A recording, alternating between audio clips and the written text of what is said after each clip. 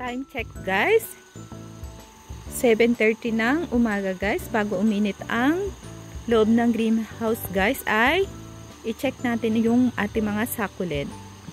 Okay guys, ang ating unang i-check ay itong ating arrangement guys. Medyo nagiba na guys yung kulay niya. So meron din nagka-sunburn dito guys sa bandang gitna. Meron siyang sunburn. And then ito naman guys, itong yun dito guys ay Prolipira. Dito naman guys ay Pink Prill. And then dito naman guys sa makulay na ito ay Simina. So kahapon guys, yung Pink Prill natin ay manipis yung dahon. So mas mabilis natin siyang diligan compare sa mga succulent na matataba yung dahon. Ito, katulad nito guys. Ito guys, hindi agad siya humihingi ng dilig. Ito naman Pink Prill guys, mas mabilis siyang humingi ng dilig. And then, next naman natin na i-check ay ito guys. Si Mexicansis Zaragoza. Zaragoza din siya guys. Ito guys. Medyo nagi-green na din siya guys. Ito guys. And then dito naman guys ay si lemon berry, itong green na ito. And then meron dito isang naligaw na strawberry eyes. And then ito naman guys ay si no name. Nalimutan ko yung name niya, or nung binili ko siya ay wala siyang name. Pero okay lang guys, maganda siya, cute siya. Kumapal na din siya guys. Ito, lumaki na din sila. Months po pala mga tinanim ito, mga succulent dito guys. Ito, I think April ko ata sila tinanim. So mabilis din guys ang paglaki nila. Para sa akin guys, hindi ko naman sila binigyan ng fertilizer. Yung pinaka-fertilizer niya guys ay yung potting soil niya. And then dito guys, merong blue jelly bean. Para siyang bouquet. Ito naman sa parte ito guys, mga arrangement natin guys. And then yung pots niya ay DIY natin. And then ito naman guys, kung bakit dito ko pinesto itong mga echeveria na to. Ito kasi guys, ito yung nahat natin sa Casimingaura na echeveria, si Jacal. So dahil wala pa siya guys propagation, and then bagong dating pa lang siya dito sa ating house, medyo sensitive pa siya guys. And then ito naman guys ay this year ko lang din siya nabili. I think nung binili ko siya ay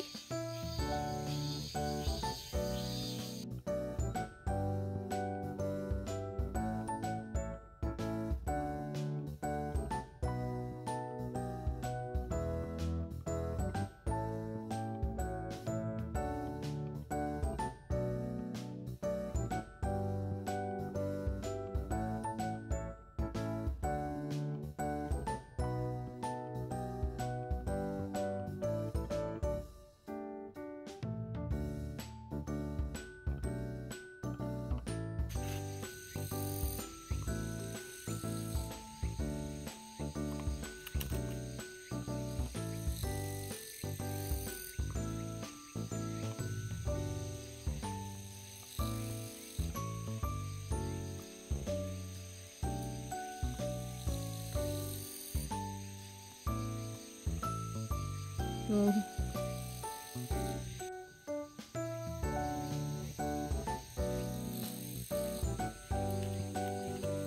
Laki niya.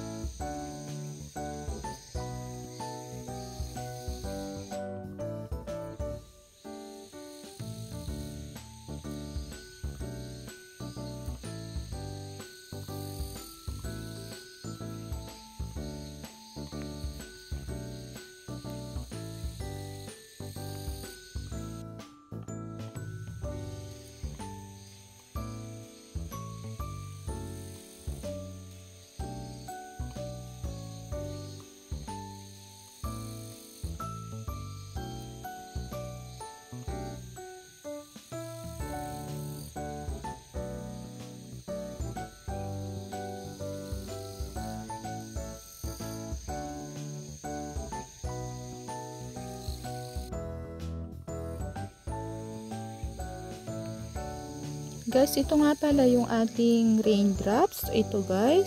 So, hindi pa tayo nakakapag-propagate itong raindrops. So, may mga bagong baby siyang sa ilalim. So, plano natin itong i-head cut kapag medyo bumaba na yung temperatura dito sa lugar natin. So, medyo kapag kasi wala pa tayong propagate, napopropagate na succulent tayo guys, medyo worry tayo guys, baka biglang magkasakit, so wala maiiwan sa ating babies. So ito guys, plano nating i-head cut soon. And then ito naman guys ang ating takasangon na okay na. So okay din guys yung kulay niya, ito guys. And then dito naman guys ay si Rose Mammoth. Meron akong propagate nito, si Rose Mammoth. And then dito naman guys ay si Apricot Beauty. Maganda guys yung kulay niya. Ito. Yung rosette niya guys, yung bandang taas nagkakaroon siya ng kulay pink. And then dito naman guys ay si Water Lily. Yung mina natin hindi masyadong okay. Meron nagkaroon ng sunburn dito. Dito guys. Ayan guys. And then dito naman guys, ito naman ay Echeveria ebony. Then dito peach candy. Ito guys ay si Marum, itong malaki. And then dito naman ay si Snow Alien. Guys.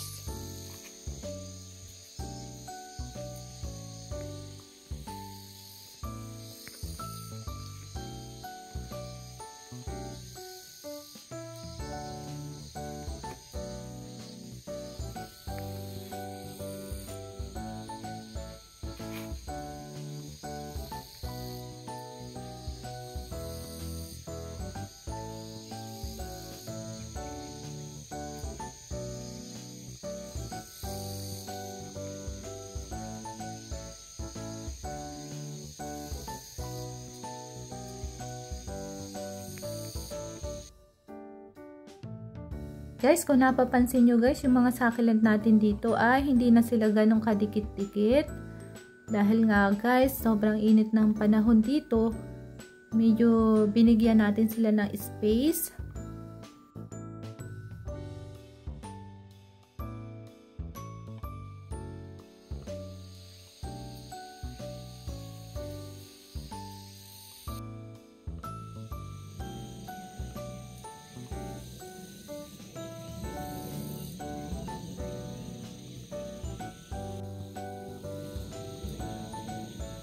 Guys, yung nga pala mga succulent natin dito, yung ating collection ay lumaki na sila, and then yung kulay nila ay naging green na din. So, naka-adapt na sila sa summer season.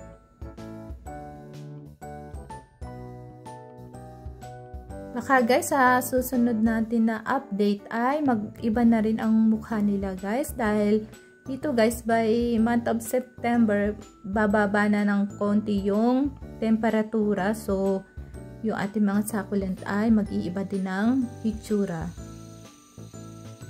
That's for all guys. Maraming salamat sa pagsama nyo sa pag-update dito sa ating mga succulent arrangement. Kung nagustuhan nyo guys ang ating video, please like and subscribe na din. I-click nyo na rin guys yung bell button para sa mga susunod pa nating videos. Maraming salamat ulit guys, and see you soon!